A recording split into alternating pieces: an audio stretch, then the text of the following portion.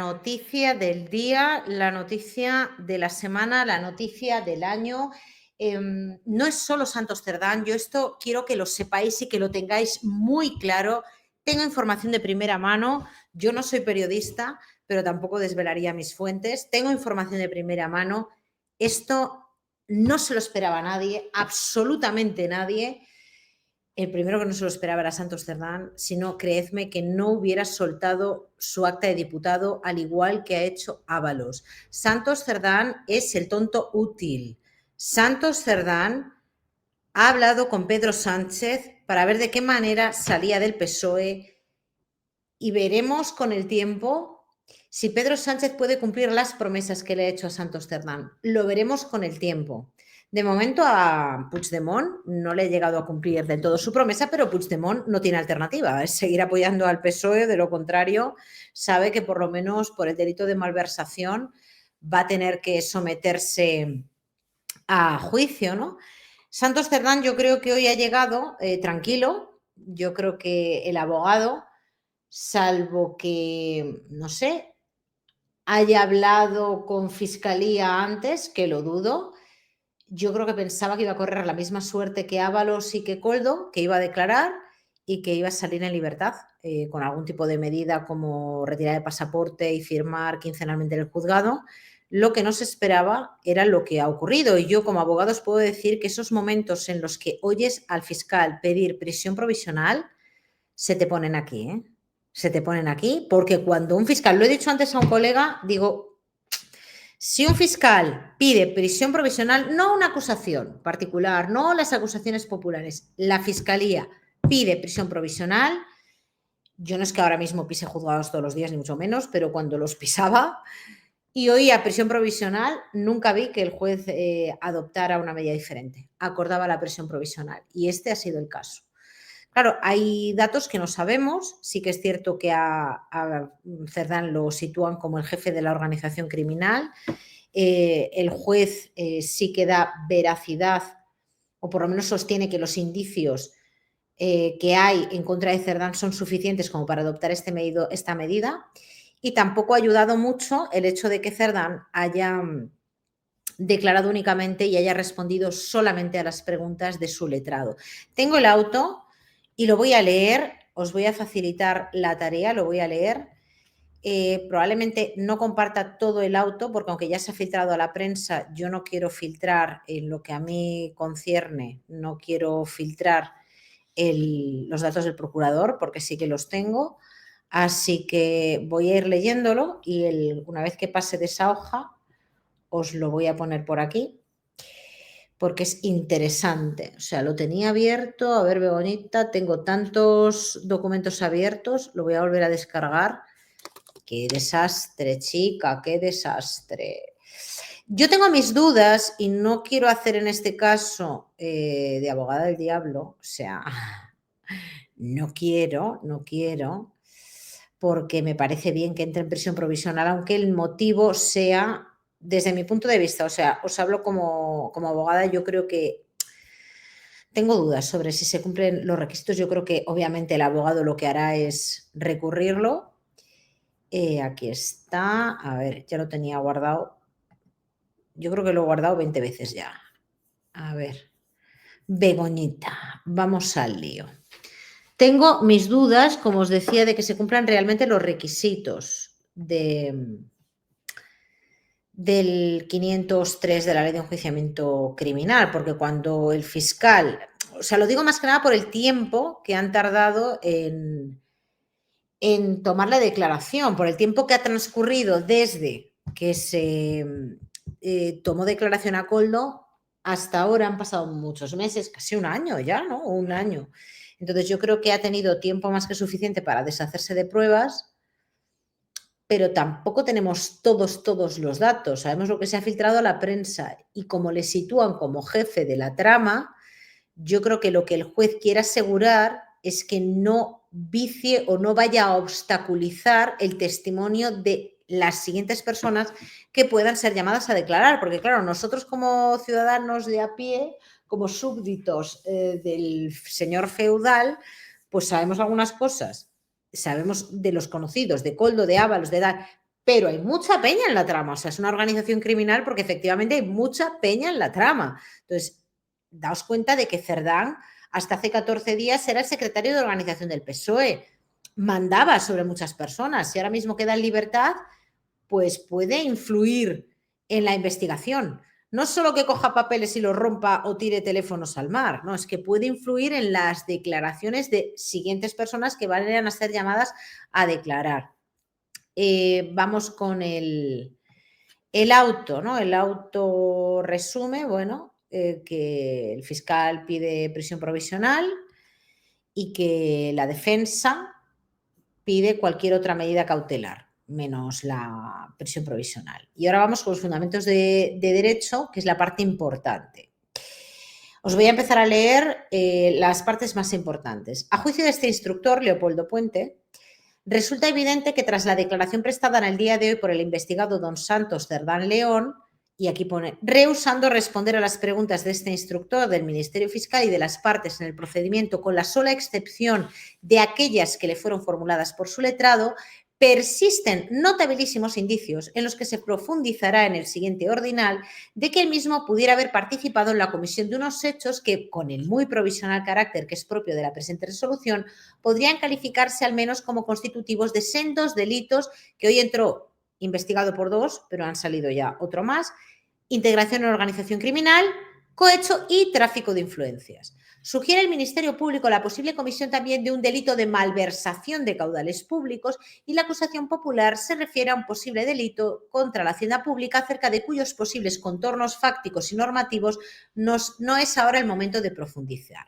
Claro, para aquellos que seáis legos en derecho, para entrar en prisión provisional, o sea, no hace falta, voy a intentar compartir el auto, no hace falta, va a ser difícil, pero puedo compartir desde aquí. A ver, Begoña, un segundito.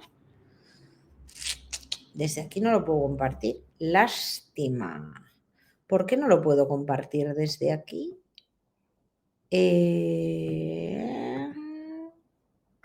No, no lo puedo. Mira, casi mejor. Lo voy leyendo y a ver si lo puedo presentar desde aquí.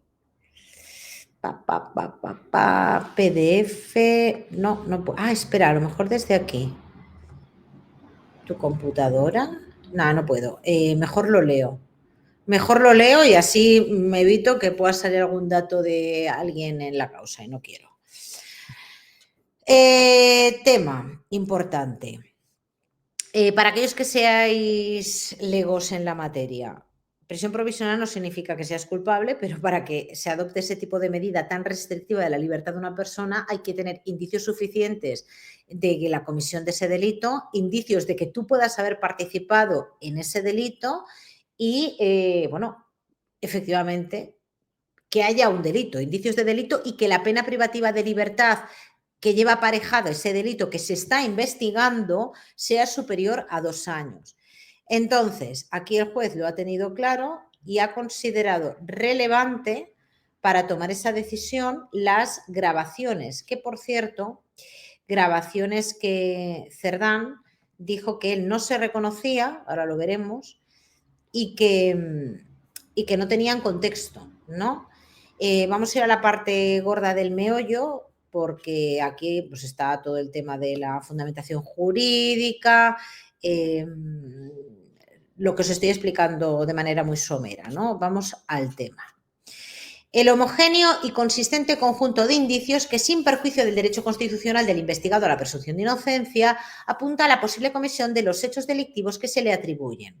Resulta, al parecer de este instructor, verdaderamente extraordinario.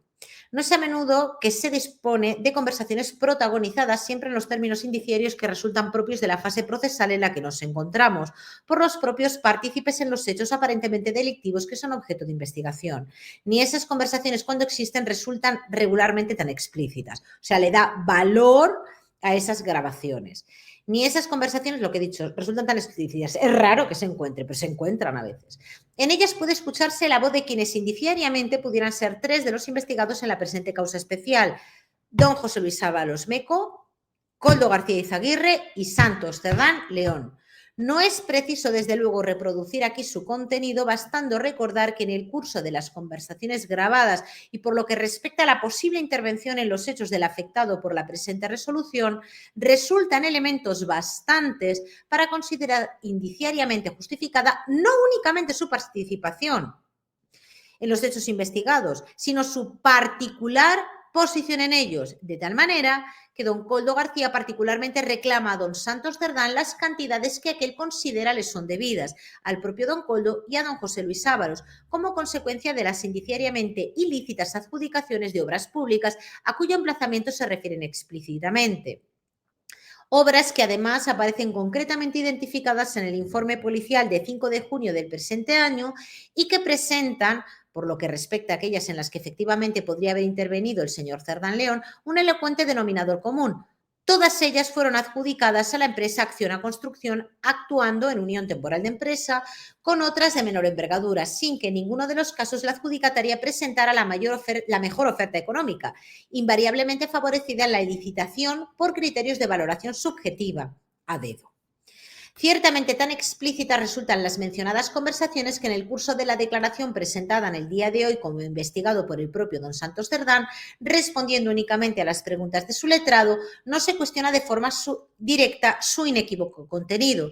El investigado, o sea, no entra a valorar el contenido, Cerdán, investigado, sin embargo, lo que dice expresa que no recuerda haber mantenido esa clase de conversaciones, o sea, pone duda en la autenticidad de las grabaciones, que las mismas no se encontrarían completas o que aparecerían en términos generales descontextualizadas. Refiere además que a su juicio el único motivo de que aparezca imputado en la presente causa especial respondería a una suerte de reacción de determinadas fuerzas cuya identidad no termina de concretar.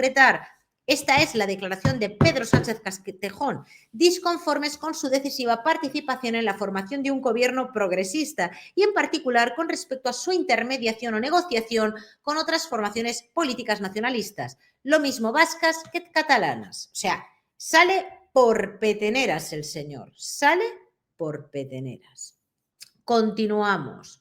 Esto es increíble, porque, y además resulta curioso, por eso yo ayer lo decía en el canal principal, que el hecho de que pretendiera Santos Cerdán a través de su letrado que esas declaraciones se hicieran públicas y en directo, o sea, fueran públicas, emitidas en directo a través de un canal de radiotelevisión española, es a mi parecer un signo de que Pedro Sánchez está detrás de todo esto, detrás de la declaración de Santos Cerdán, como una campaña, ¿no?, para desprestigiar más si cabe a la UCO, a los jueces, a las fuerzas y cuerpos de seguridad del Estado que denominan patriotas. No son consecuencia, continúa diciendo el auto, por tanto, de una intervención judicial en las comunicaciones de los investigados, sino que fueron halladas en poder de uno de ellos, que es Koldo, quien habría resuelto por algún motivo no difícil de imaginar, viva la ironía y el sarcasmo, grabarlas primero y conservarlas después en su poder, algo que les recuerdo que también ha hecho Ábalos. Además, dichas grabaciones, como resulta más que evidente, no se habrían producido con el propósito inmediato de denunciar los hechos a los que aquellas se referían. Ya se ha dicho que su aportación a las actuaciones se produjo como consecuencia indeseada y desconocida de una intervención policial y no por la particular y libérrima decisión de la persona que indiciariamente las grabó. Claro, aquí el juez lo que está diciendo es que no resulta difícil imaginar por qué Koldo grabó esas conversaciones, pero no es que las haya puesto a disposición del juzgado, sino que fue la policía la que las pilló. Yo tengo mis dudas de que no haya sido Koldo directamente el que haya puesto eso a disposición de la policía, igual que hizo Ábalos el otro día con aquel disco duro, porque si tú no quieres que se encuentren, pues dificultas un poco el lugar, o sea, buscas un lugar más inhóspito para esconderlas. En estas circunstancias parece difícilmente concebible, atendiendo además a la relativamente mala calidad del sonido, que las mismas no se hubieran producido en realidad y que resultaran consecuencia de una artificiosa manipulación de don Koldo García Izaguirre, a medio de procedimientos vinculados al uso de la inteligencia artificial u otros equivalentes, haciendo aparecer como intervinientes en la conversación a personas que en realidad no hubieran participado en ella. Tampoco existe consideración o razonamiento alguno que permita entender en este momento, en términos de razonabilidad, que las grabaciones tantas veces aludidas pudieran haber sido editadas, extremo este que además resultaría fácilmente acreditable por los correspondientes expertos. No hace falta añadir que, si no se advierte elemento alguno que con mínima seriedad permita concluir que las grabaciones pudieran haber sido manipuladas, alteradas o simuladas por la persona que las obtuvo y conservada y conservaban su poder, menos todavía podría haberlo para atribuir a la fuerza policial actuante esa misma conducta. Es decir, que si por algún motivo Cerdán dice que es la policía la que ha manipulado esas grabaciones, pues el juez considera que eso es más bien improbable. Es obvio que las conversaciones aparecen grabadas en los dispositivos intervenidos a don Koldo García en la entrada y registro de su vivienda, conforme resulta fácilmente acreditable con el análisis de dichos dispositivos en los exactos términos en que han sido aportadas a las actuaciones. Yo estoy deseosa de que las conversaciones de Pedro Sánchez vean la luz. Eso es lo que yo estoy deseosa. Y ahora mismo yo creo que hoy Koldo y Ábalos van a hablar a través de terceras personas para decir, cayó, amigo cayó, amigo cayó. Frente a ello, por legítimos que resulten en términos de defensa los alegatos del letrado de la defensa de Santos Cerdán, ni podríamos estar aquí en ningún caso ante un delito provocado. Los delitos a los que las conversaciones se refieren ya habrían tenido lugar cuando en las conversaciones grabadas se aluden a ellos. Ni hay elemento alguno de la mínima consistencia que permita considerar como hipótesis mínimamente factible que don Koldo tuviera la condición de agente encubierto o provocador, en cuya supuesta condición habría persistido durante años, habiendo entablado una intensa relación con don Santos, desde luego mucho antes de que tuviera lugar la formación del gobierno progresista. O sea, todavía mantienen que Koldo era un agente encubierto, y las negociaciones con las fuerzas políticas nacionalistas a las que el investigador reiteradamente se refiere como motor de su imputación. Continúa hablando de los dispositivos incautados. Vamos a ver si entra un poco en el lugar, ¿no? Aquí continúa hablando de la grabación. Además de lo anterior, explican los agentes, abundando en la posible ubicación del lugar donde discurre la grabación, don Koldo García informó 17 minutos antes del inicio de la conversación grabada a su esposa, doña Patricia Uriz Uriarte, de que en 5 minutos llegaría a Ferraz, por lo que a este audio respecto a la identificación como persona que intervenía junto a don Koldo en la conversación grabada resulta no solo de la semejanza con la que conocidamente corresponde a don Santos Cerdán, sino que se toma en cuenta también que días antes ambos, Koldo y Santos, habían intentado concertar una cita y que en efecto en el que tuvo lugar la conversación grabada habían acordado reunirse. Vamos, que era él sí o sí. Se impugna por parte de la defensa de Cerdán la autenticidad de las grabaciones y, como dice el juez instructor, dice que por legítima que resulte en términos de defensa, carece en este momento de la mínima consistencia que permita siquiera tomarla en cuenta como hipótesis razonable en términos de probabilidad. Nótese que el mismo, llamado a declarar como investigado en esta causa, ha resuelto acogerse a su derecho constitucional a no declarar, no afirmando, es verdad, pero no negando tampoco la realidad de dichas grabaciones y, desde luego, sin sugerir siquiera en momento alguno que los archivos de audio no se correspondieran con los efectivamente hallados en los dispositivos intervenidos en su domicilio. Le da credibilidad a las grabaciones. Habla de Servinavar y su vinculación con esta empresa que resultó ser adjudicaria de obras públicas. Vamos a continuar adelante porque todavía estoy en la hoja número 10.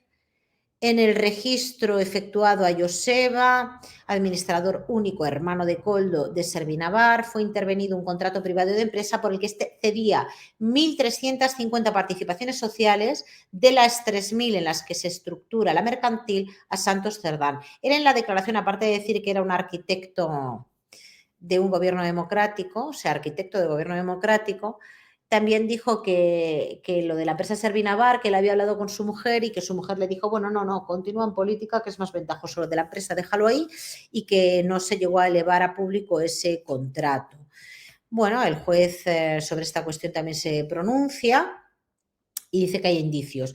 Contrasta vívidamente esa tesis con el hecho cierto de que don Joseba Anchón conservara todavía el mencionado documento y muy especialmente con las capacidades de gestión o vínculos del señor Cerdán con respecto a Servinavar, ya referidos varios años después de eso, porque él niega la mayor y dice, bueno, sí, yo lo firmé, luego hablé con mi mujer, me eché atrás, pero continúa ese contrato por ahí pululando y parece ser que había cierto interés en Santos Cerdán en, bueno, en que se le adjudicara casualmente a esa empresa del que él era propietario de la mitad de las acciones y una empresa pequeña y con apenas experiencia y margen de maniobra, obras de tamañas proporciones, ¿no? El juez no lo traga y entre eso y las grabaciones considera que hay indicios de indicios, que no son pruebas todavía, indicios razonables para considerar a esta persona dentro de la organización criminal. Obran también en las actuaciones otras comunicaciones de texto entre don Coldo y don Santos relativas a diferentes obras, como por ejemplo la realizada en la Plaza de los Fueros de Milagros o en relación con las obras efectuadas en Logroño. Y entre comillas, una conversación en la que don Santos pregunta a don Coldo si sabe algo de Logroño y este le responde que ya la desbloqueó y sale la semana que viene. También consta en las actuaciones un intercambio de mensajes entre don Coldo y don Santos respecto a la obra de un puente que se proyectaba reformar en Sevilla, obra en la que este último mostraba particular interés, al punto de que parecía conocer mejor que el propio don Coldo las características de la obra proyectada. El puente no es nuevo, le explicaba don Santos a don Coldo. Hasta aquí los indicios de que don Santos Cerdán pudiera haber participado en los graves hechos que aquí se le atribuyen, eventualmente constitutivos de los ilícitos penales ya señalados. Y aún así, dice, no basta con ello para acordar la prisión provisional. Entonces, ¿por qué se adopta esa prisión provisional? Aquí está. Si se advierte, en cambio, que de no adoptarse la medida cautelar interesada por las acusaciones, podría el investigado ocultar, alterar o destruir fuentes de pruebas relevantes para el enjuiciamiento. Este riesgo no se identificó con respecto a otros investigados en esta causa especial, con relación a los cuales igualmente concurren intensos indicios de criminalidad. Este diferente tratamiento abunda en la necesidad de explicar cumplidamente las razones que lo justifican, y aquí van. Primeramente, en el caso de don Santos Cerdán, no se ha podido todavía investigar su situación patrimonial. No ha sido objeto tampoco de un registro domiciliario, podían haberlo hecho, pero todavía no lo han hecho, como consecuencia de que su inicial condición de diputado del Congreso, a la que varios días después de ser conocida, aquí ahora mismo Cerdán se está arrepintiendo lo más grande del pacto al que ha llegado con el PSOE. Voy a puntualizar con Pedro Sánchez, porque aquí dice, efectivamente, el juez no ha sido objeto de registro como consecuencia de que su inicial condición de diputado del Congreso, a la que varios días después de ser conocida su posible imputación renunció, lo impedía en ese momento, cuando habría podido resultar eventualmente eficaz por imprevisible. La instrucción, en consecuencia, claro, yo creo que han dejado que se fíe y yo creo que se está utilizando esta medida restrictiva de la libertad para, aparte de que no pueda influir en la declaración de otras personas, ya me arrancó al pendiente, ahora en directo veré dónde ha caído. Yo creo que también para que no influya en la declaración de terceros, y como él vio y su letrado, yo lo hubiera asesorado de la misma manera, que a los demás no les... ¿Dónde está mi pendiente? Como decía Lola Flores. No les ha metido en el trullo de manera provisional, pues dijo a mí tampoco, y que de esta manera pues haya confiado y no haya destruido alguna prueba. Yo creo que ha tenido tiempo suficiente de hacerlo. La instrucción, en consecuencia, respecto de este investigado, se encuentra en un momento muy inicial, aunque ciertamente ya existan con relación a su eventual participación en los hechos que se atribuyen indicios muy consistentes. ¿Habéis visto dónde me ha caído el pendiente? De aquí no se fue. Es obvio que en estas circunstancias las posibilidades de que permaneciendo en libertad pudiera el investigado ocultar, alterar o destruir elementos de prueba relevantes en este procedimiento cobra una vigencia que en los otros casos no tiene. Esto por un lado. ¿Qué más? Indicios bastantes para considerar que los tres investigados en compañía y con el auxilio de terceros, por encima y por debajo, podrían haber conformado una organización criminal orientada, en síntesis, a obtener indebidamente premios económicos por la ilícita adjudicación de obra pública. Claro, él estaba por encima de los demás.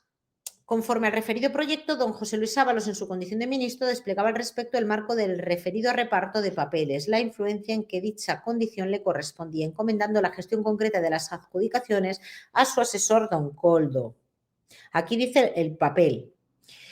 Por su parte, de Santos Cerdán, descrita en síntesis la mecánica sobre la que indiciariamente pivotaría la organización, introdujo primero a don Coldo García, hombre de su entera confianza en este momento en el Ministerio de Transportes, que don José Luis Ábalos iba a dirigir, como se encargó también posteriormente de que se efectuaran los correspondientes nombramientos en el referido ministerio, claves para la operativa diseñada, interesándose además de manera repetida por las licitaciones proyectadas y por el devenir de determinadas adjudicaciones. El papel importante era el de Santos Cerdán, como dice el juez, siempre en los términos indiciarios que puedan ser aquí predicables. Porque se les reclamaba a él, no reclamaban las cantidades que consideraban les eran adeudadas por las adjudicaciones de las obras identificadas en tal citado informe policial de 5 de junio a las constructoras indebidamente favorecidas, ni a las personas que en el marco de la organización de aquellas hubieran protagonizado su gestión. Se le pedían a Santos Cerdán, la reclamaban inequívocamente al señor Cerdán León. Incluso este mismo, en alguna de las conversaciones tan referidas, se comprometía con García Izaguirre a reclamar la totalidad de lo que les era debido. Es el jefe. Pero hay alguien más por encima. No es tanto la referida relación vertical ni lo embrionario de la investigación respecto a don Santos Cerdán lo que determina la existencia de un riesgo mucho mayor en su caso de ocultar, alterar o destruir pruebas relevantes para el enjuiciamiento de los hechos que son objeto de la presente causa especial, cuando en su posición funcional en el marco de la organización. Don Santos Cerdán resulta ser indiciariamente la persona que se encargaba de realizar los cobros indebidos a las empresas favorecidas por la adjudicación. Bueno, finalmente, dice el juez, conviene no perder de vista tampoco que el total de las obras adjudicadas a la mercantil acción a construcción en el marco de las licitadas a través de organismos dependientes del MITMA, que ya varias veces han sido referidas, importaba una suma muy próxima, flipad, a los 550 millones de euros. 537.271.005 euros. A partir de las conversaciones grabadas que obran en las actuaciones, resultaría que los señores Ábalos y García habrían percibido por ellas como indebido premio económico la cantidad de $500.000 de euros, siendo adeudados todavía otro $500.000, casi más. Sí, 550.000 y otros 450.000 que comprometidos. O sea, un millonazo de euros, de los que tal vez 70.000 podrían haberse destinado a la adquisición de una bajera. 1 millón en total en términos aproximados. Santos Cerdán. Santos Cerdán. En prisión provisional. Es que además, dice el juez, el botín indiciariamente obtenido por o comprometido para los señores Ábalos y García representa un porcentaje insólitamente mínimo en el marco de la clase de operaciones delictivas. O sea, mínimo. Estamos hablando de un millonaco, ¿eh? Madre mía. Dicho premio equivaldría a una cantidad superior a los 5 millones de euros. ¿Qué hace esta peña con tanto dinero? En el contexto descrito, solo la persona que, según parece resultar, se encargaba de realizar tales gestiones estaría en la mejor disposición para conocer también dónde está la pasta. Esto lo estoy resumiendo yo. Para conocer también este último extremo, en el caso de que así hubiera tenido lugar y correlativamente de ocultar, alterar o hacer desaparecer las pruebas que pudieran existir al respecto, así como acerca del modo en el que se articulaban los ilícitos pagos. Y por eso mismo el juez, ya estamos al final, decreta prisión provisional comunicada y sin fianza a disposición de este Tribunal Supremo en la presente causa especial de don Santos Cerdán León, por la comisión de los posibles delitos de integración en organización criminal, cohecho y tráfico de influencias. Hoy, Santos Cerdán duerme en la cárcel. Hoy, Pedro Sánchez empezará a ver cómo se puede quedar más tiempo en el poder o, si tiene algo que ocultar, vamos a ver de qué manera puede llegar a comprar esas voluntades. Y hoy, yo os voy a decir una cosa. Hoy pueden pasar muchas cosas y en los próximos días pueden pasar cosas muy feas. Por cierto, el Partido Popular, es que hay cosas que no puedo contar. El Partido Popular ha escogido el mejor día para que Cuca Gamarra diga que no va a continuar al frente de la secretaría. O sea, es que es increíble. Lo del Partido Popular, el don de la inoportunidad, es de tracas, señores. Lo tengo que dejar aquí. Confíen en Dios. Como le decía hoy a Pedro Sánchez en un tuit, Pedro Sánchez, rite, que a todo cerdo le llega su San Martín.